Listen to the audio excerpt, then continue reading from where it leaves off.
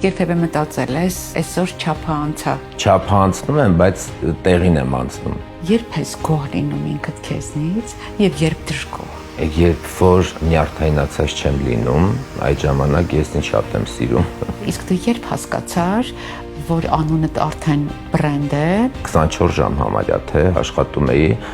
որովհետև չէի հասցնում, բոլորին սպասարկեմ, այդ ժամանակ հասկացա, որ պահանջված եմ։ Նորից վարսահարդար կդառնայիր։ Ոչ մի վայրկյան չէի կասկածի։ Երբ առաջին անգամ ձեռքդ բռնեցիր մկրատը։ Մտածեցի, որ ես երբևիցե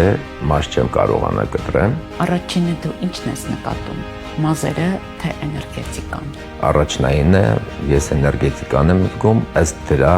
սկսում եմ աշխատանքը։ Շատ է լինում, որ դու մերժում ես հաճախորդների պահանջները։ Ասում եմ, որ դուք չեք որոշում ձեր մազերը ոնց պետքա կտրվի եւ ինչ գույներ կրվի, որովհետեւ քանի տարի է դուք միայն կոմպլիմենտներ եք ստանում։ Քո մկրատը կյանքեր փոխել է։ Կանեք ընկճախտի մեջ էին ընկնում ու ես որոշում եմ, որ իրենց պետք է այսպես մի անգամից 360 աստիճան տակ փոխել եւ մազերի կտրվածքը եւ գույնը,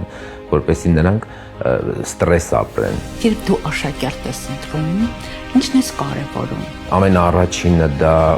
մարդ լինելու ֆակտորն է։ Քո փոխարեն ես երազում եմ, որ մի օր մեր քաղաքում բացվի գնել Սողոմոնյանի ակադեմիան։ Դա կլիներ շատ հետաքրքիր ակադեմիա, որտեղ որ այցելուն կհասկանա, թե ինքը ինչ է ուզում այս կյանքում։ Որն է թոփերի մեջ լինելու ամենածանր կողմը։ Դա նշանակում է դու